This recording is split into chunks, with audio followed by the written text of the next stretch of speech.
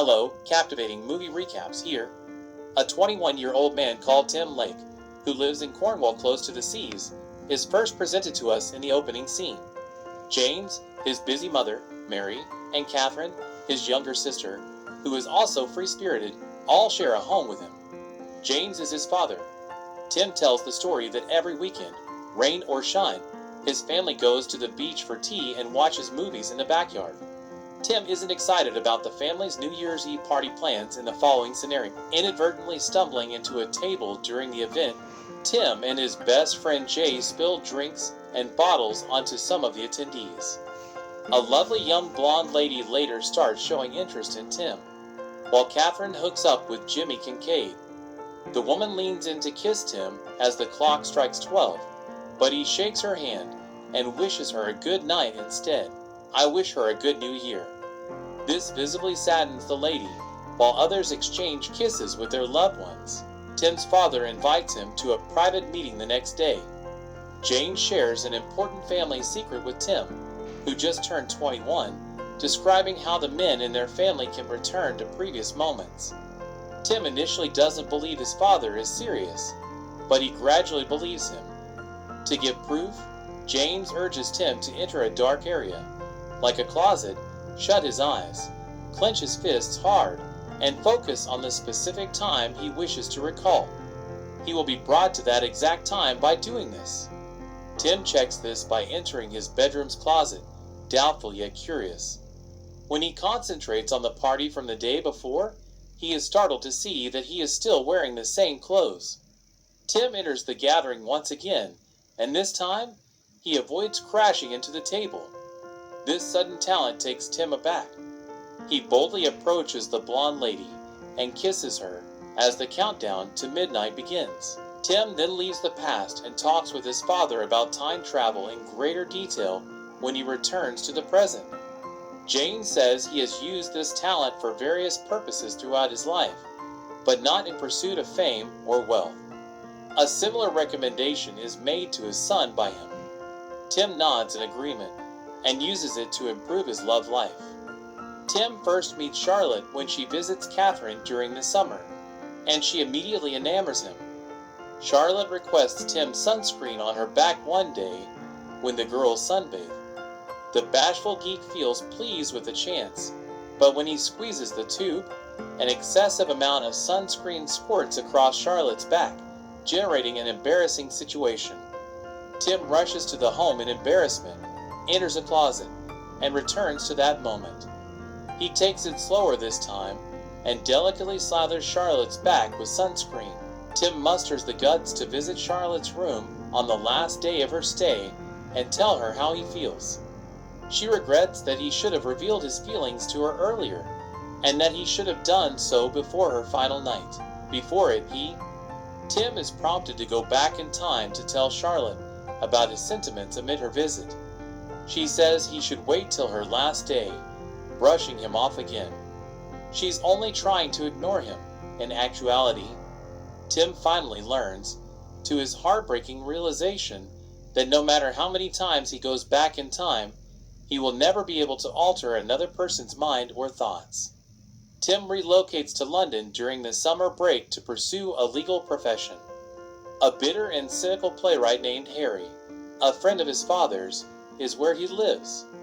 In addition to looking for a girlfriend, Tim starts working at a legal company and becomes acquaintances with a young guy called Rory. Tim's bad luck continues, and 6 months go by, during which he lacks any love possibilities. A blind date is assigned to Tim and Jay when they go to Don Le Noir restaurant one evening. They encounter Mary and Joanna, two females participating in this unusual event. While Jay converses with Joanna, Tim spends the evening talking to Mary. Tim and Mary are having flirty conversations alone in the dark, and seem to be having fun together.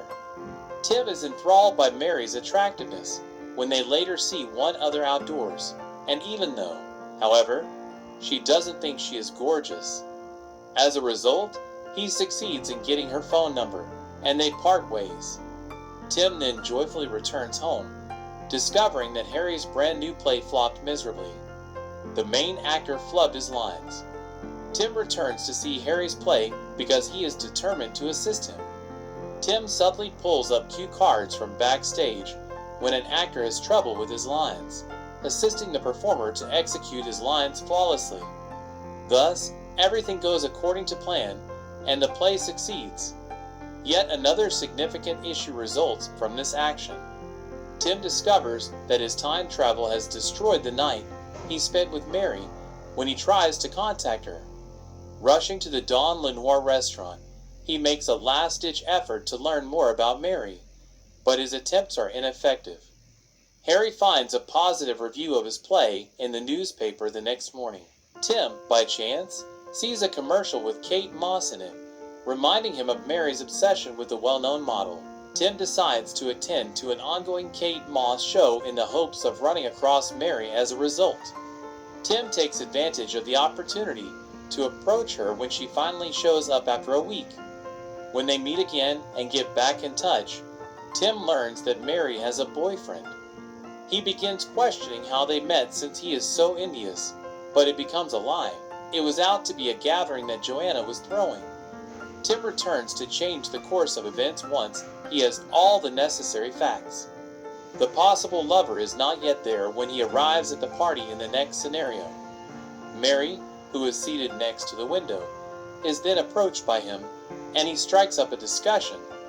Although things initially proceed awkwardly, she can't meet the new guy since Tim successfully convinces her to leave the gathering and dine with him. Tim brings up Kate Moss on their first date, and as their discussion develops, he discovers that a publisher of books employs Mary. Tim takes Mary home after a satisfying supper. She welcomes him inside, where they immediately begin making out. Being their first time, it doesn't go well, so Tim chooses to go back in time and redo the event, which is more enjoyable. Tim finally moves in with Mary, and their romance starts flourishing that day. One lovely day, Mary catches Tim off guard when she abruptly lets him know her parents are coming to visit from America. She insists that he should keep any specifics about their relationship private, since her parents tend to be quite traditional. But Tim subsequently makes the awkward statement inadvertently, which causes a predicament. Tim hides away in a closet nearby and goes back in time to make up for his error out of embarrassment. A supper with her parents follows this altercation, and Mary confesses her love for Tim. Tim goes to a theater a few days later and spots Charlotte and her buddy in the crowd. Tim approaches them to say hi once the performance is over. Charlotte admits she is sorry she turned down his prior offer while they are conversing. She wants to know him more, so she invites him for supper. Tim accepts gladly, but after their meal, Charlotte suddenly extends an invitation to see her.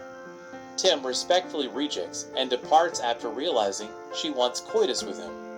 Tim rushes back home and pops the question to Mary in bed after this encounter makes him understand the depth of his love for her. Mary accepts the invitation with excitement, delighted. Tim and Mary introduce Mary to his family the next summer when visiting his parents. Mary and Tim's family quickly become friends, and they also learn to like her. Tim makes everyone happy by sharing the good news of Mary's pregnancy and their impending nuptials over a family meal. Finally, the long-awaited wedding day comes, and despite a storm causing some disruption to the party location, the ceremony is joyful and full of love. During the reception, Rory, the best man, makes a clumsy speech. Tim decides to return in retaliation, and he picks Harry to be his best man. Tim returns home again and eventually chooses his father, who can give a touching speech befitting the occasion. However, Harry's comments also turn out to be disrespectful, which prompts Tim to go back. A lovely baby girl named Posy was born to Mary a short while later. After that, the family moved into their new home despite their financial struggles. Their pleasure is more important than any money worries, according to Tim, as he now values and enjoys every minute of his existence. He also focuses on how he no longer has to go across time. After that, the focus changes to Posy's first birthday, celebrated by everyone except Catherine, including Tim's family, Harry, and Rory. When Jimmy finally arrives, he informs them that Catherine was drinking and driving after they had argued. While traveling to Tim's house, it seems Catherine had a mishap. Tim utilizes his time-traveling skills, as he is terrified to stop his sister from going on her fateful adventure. Tim and Mary converse after the birthday celebration. The problem was facing Catherine. Tim understands that sparring her from the tragedy hasn't fixed her problems, including her concerns with her partner and her drinking habits. So, to stop things from worsening, he chooses to become involved in her life. Intending to return to the New Year's Eve party when Catherine first met Jimmy, Tim tells Catherine his time-traveling secret and leads her to a closet. They subsequently see him expressing interest in a different female after he once again stops her from contacting Jimmy. Because of this, Catherine approaches Jimmy and punches him in the face after realizing he is just a playboy. Jimmy looks surprised since he has no clue who the girl is. The siblings then return to the present, when everything has changed, and Catherine is now falling in love with Jay. She had many more positive things to say about Jay than her prior relationship with Jimmy. This conclusion gives Tim relief, so he goes back home. Upon his arrival, he is startled to learn that Posey was never born and that he has a son. To get advice from his father, Tim immediately goes back in time to the day of his child's birth out of concern. Father, insisting that the exact kid would still be produced, James says that they cannot change the circumstances before the creation of their offspring. Therefore, Tim cannot undo everything that took place before Posey was born if he wants to maintain Posey's existence. Tim concedes that he can't change his sister's history to change her present, so he lets the accident happen, assuring Posey's birth. Tim and Mary stay by Catherine's side while in the hospital until she understands that she must take charge of her life improvement. Tim recommends Jay, but Mary advises that she dates someone who respects her well. Tim returns home after Catherine is released from the hospital and is happy to see his daughter again. He suggests to Mary they should have more children as he plays with Posey. They were initially apprehensive, but 2 years later, they were pleased to welcome a newborn boy into their little content family. Tim and Mary are ready to have supper with the latter's publisher one night. Tim reassures Mary that she looks lovely in whatever clothing, but she still feels unsatisfied after trying on many clothes for today. The very first dress Mary tried on was the one she ultimately picked. As soon as they are finished, they go downstairs, where they find that their daughter has accidentally destroyed a critical manuscript that belonged to Mary. Tim thinks about returning to change things, but at the same time, Tim's mother calls to say that his father has been diagnosed with fatal cancer. Tim, Mary, and Catherine go to their parents' house after hearing the news, which has devastated them. Tim meets his father there, and during their private talk, he reveals that time travel cannot heal his disease since stopping his smoking habit in the past would prevent the conception of Tim and Catherine. James acknowledges that he has been extending his life and family time by using time travel. James advises Tim to live twice daily to be genuinely happy, since he has only a few weeks left. The first time should include all the pressures and problems of regular life, and the second should include all the pleasant things. Tim learns to be happy after taking his father's counsel to heart. But certain days, like when his father dies away, are better to experience once. As everyone gets ready for the funeral on the day of being unable to say goodbye, Tim returns to spend time with his father as they say their last goodbyes. Knowing that he can always go back in time whenever he misses his father gives him some solace. Mary reveals her intention to become a mother to a third kid a few days after the burial. Since he won't be able to see his deceased father anymore, Tim first hesitates. After considering it, he understands that being a wonderful parent to the lady he loves is the source of his pleasure. He grants Mary's request with this. Mary's due date is coming up as 9 months go by. Tim makes a last visit to his father before the historic event, informing him that he won't be able to do so any longer. In their last encounter, the father and son go back in time to recreate one of Tim's most treasured memories from his early years, taking care not to change any of the events to keep the truth of the present. Going back to the present, Mary gives birth to a baby girl, as Tim eventually accepts his father's death. Other scenes include Catherine with her child when she married Jay and had children. Tim enjoys his routine existence and is satisfied with it as the film ends, showing how important it is to appreciate each day as it comes. He decides to cease time travel permanently from that moment forward. Please subscribe and leave a comment below.